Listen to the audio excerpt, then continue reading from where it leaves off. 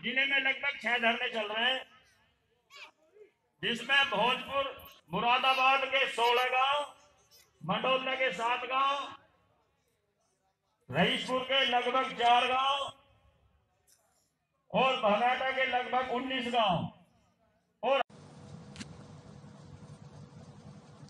गाजियाबाद के सदरपुर मधुबन बापूधाम योजना में चल रहे धरने पर 50 गांव एक साथ मंच पर आए। महापंचायत में यह निर्णय हुआ कि गाजियाबाद विकास प्राधिकरण के कुछ सरकारी कर्मचारी व ठेकेदार लगातार किसानों को भड़काने उकसाने का प्रयास कर रहे हैं ताकि किसानों पर फर्जी मुकदमे दर्ज कर सके, क्योंकि किसान जब मधुबन बापूधाम आवासीय योजना में काम बंद कराए जाते हैं तो अधिकारी अंदर ऑफिस में बैठकर ठेकेदारों को कार्य चलाने के लिए आगे कर देते हैं। जब बड़े अधिकारियों ने किसानों को आश्वासन दे रखा है कि जब तक आपकी समस्या का निदान नहीं हो जाता तब तक कोई भी कार्य योजना में नहीं होगा। यही आश्वासन सांसद वीके सिंह व विधायक अजीत पाल त्यागी भी दे चुके थे। तब यह जीडीए के अधिकारी जबरन काम क्यों कर रहे हैं, जिसके तनाव में किसानों में आक्रोश है और किसानों ने इस विषय पर महापंचायत का निर्णय लिया। 5 दिन में अगर योजना का कार्य बंद नहीं हुआ तो किसान स्वयं ही कार्य बंद कराएंगे। अगर कोई भी किसी प्रकार की किसानों को हानि होती है तो उसकी जिम्मेदार वर्तमान सरकार की होगी। इस मधुबन बापूधाम योजना में पीड़ित किसान 222 परिवार पिछले 6 महीनों से धरना प्रदर्शन कर रहे हैं। वहीं आपको बता दें कि आसपास के गांव भमेटा, मोदीनगर में भी किसान लगातार अपनी समस्याओं को लेकर सरकार के खिलाफ धरना प्रदर्शन कर रहे हैं। एक समान मुआवजे में लिए, लेकिन प्रशासन ने आज तक कोई भी निस्तारण नहीं किया। एक समान मुआवजे की मांग हमारी बिल्कुल जायज है, क्योंकि विकास प्राधिकरण ने हमारे किसानों को 100 रुपए के स्टाम्प पेपर पर 8 अक्टूबर 2007 में समझौता हुआ, जिसमें लिखा था कि योजना में अगर बाद में कोई प्रतिकार भरता है तो उसका लाभ योजना में सभी किसानों को होगा। वहीं इस महापंचायत की रिपोर्टिंग की टीम प्राइमेटी न्यूज ने की, जहां पर संवाददाता अफशार उलग के साथ राहिल कस्सार और प्राइमेटी न्यूज की पूरी टीम मौजूद रही। इस कार्यक्रम के विभिन्न संगठनों व पार्टियों के नेता गण उपस्थित रहे, जैसे विजेंद्र यादव, सुरेंद्र कुमार मुन्नी, पिंकी चौधरी, विष्णु चौधरी, एमएमएच अध्यक्ष, लोकदल के नेतागण व भारतीय किसान यूनियन के उत्तर प्रदेश के प्रदेश उपाध्यक्ष राजीव चौधरी उपस्थित हुए। गाजियाबाद से अफशार उलग की रिपोर्ट, प्राइमेटी न्यूज। आदाब, मैं अफशार उलग आप सभी का स्वागत करता हूं प्राइमेटी न्यूज चैनल पे। लगातार गाजियाबाद जिले में किसानों के अलग अलग जगह पर धरने प्रदर्शन चल रहे हैं। वहीं आज सदरपुर गांव में सभी गांव के जो लोग थे जो अपना धरना पसंद कर रहे थे, वो आज जो है एक साथ एक मंच पे जुड़े हैं। वो सदरपुर गाँव में जुड़े हैं, तो जानते हैं कि अभी तक कितने गाँवों के इसमें समर्थन मिल पाया और क्या क्या चीजें रह पाई हैं। देखिए, लगभग गाजियाबाद के अंदर 50 ऐसे गांव हैं जहां पे ये धरने प्रदर्शन लगातार चल रहे थे।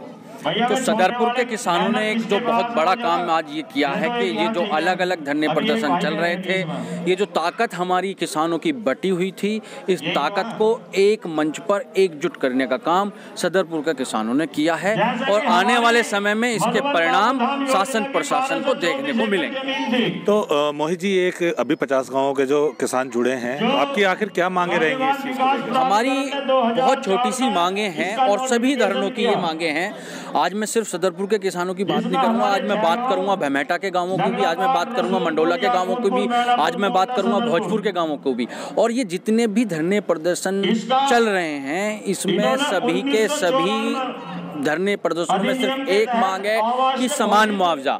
एक किसान को जो है 1100 रुपये मीटर का मुआवजा दिया जाता है और एक किसान को 28,000 रुपये मीटर का मुआवजा दिया जाता है। तो ये जो दोगलापन सरकारें करती आई हैं और कर रही हैं, इस दोगलेपन के खिलाफ किसान आज एक लामबंद हुआ है और किसी भी कीमत पर अब हम एक समान मुआवजा लेकर रहेंगे। मोहित जी, ये सुनने में आया कि प्रशासन इस जो एक मंच को होने में परेशानियां क्रिएट कर रहा है। बिल्कुल, प्रशासन आज से नहीं, लगातार जब से हमने ये घोषणा की है कि हम जो है इतना बड़ा मंच तैयार कर रहे हैं जिसमें 50 गांवों के किसान एकजुट होंगे, उसी समय से भमेटा के गांवों को परेशान किया गया, वहाँ पे फोर्स भेजी गई। मंडोला में आज सुनने में आ रहा है कि वहाँ पे जो किसान इस धरने की तरफ चले थे उनको वहीं रोक दिया गया है। और उसी तरीके से आज जो है भोजपुर के किसानों की मीटिंग आज ही के दिन रख के किसी भी तरीके से उन्हें रोकने का काम जो ये प्रशासन कर रहा है।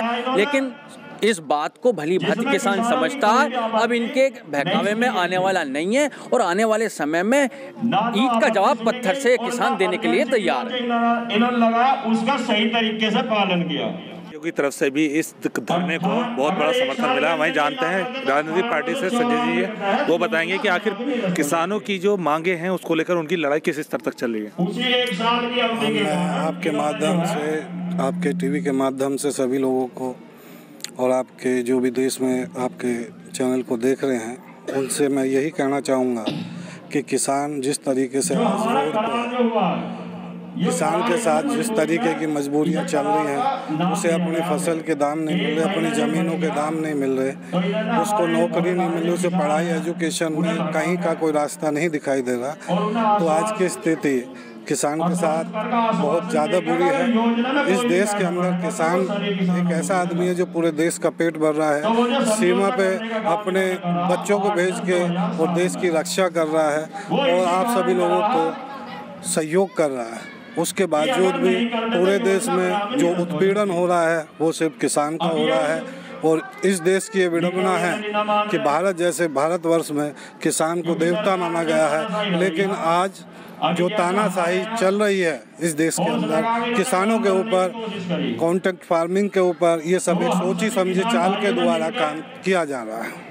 तो देखा जा रहा है कि आसपास जितने भी किसान हैं वो लगातार ट्रैक्टरों से आए जा रहे हैं। कहीं प्रशासन इसमें कोई दिक्कत तो क्रिएट नहीं करेगा? ना, प्रशासन क्यों दिक्कत करेगा? ये तो किसान आंदोलन, किसान देश का अन्नदाता है और ये बड़ा दुर्भाग्य है कि देश का किसान जगह जगह आंदोलन कर रहे हैं। किसान का कसूर क्या है? 135 करोड़ जनता का पेट भरने वाला किसान ही है। किसान का कोई नहीं, एक समान मुआवजे की हमारी मांग है, वो मिलना चाहिए। जो सरकार का जिन किसानों ने सहयोग करा, इनका कसूर क्या है? उसमें लिखा हुआ कि अगर मुआवजा बढ़ेगा तो आपको भी बढ़कर मिलेगा। उसमें आप कह रहे हो कि वो सक्षम अधिकारी तय करेगा। अब सक्षम अधिकारी कौन है भाई? किसान तो भोला भाला है, किसान तो वीसी को ही सक्षम अधिकारी मानने। सुनने में ये आ रहा है कि जिस तरह से अभी कुछ गांव के किसान आ रहे थे उनको भी पुलिस ने कहीं ना कहीं रोका है। अगर ऐसा रोका है तो तानाशाही है।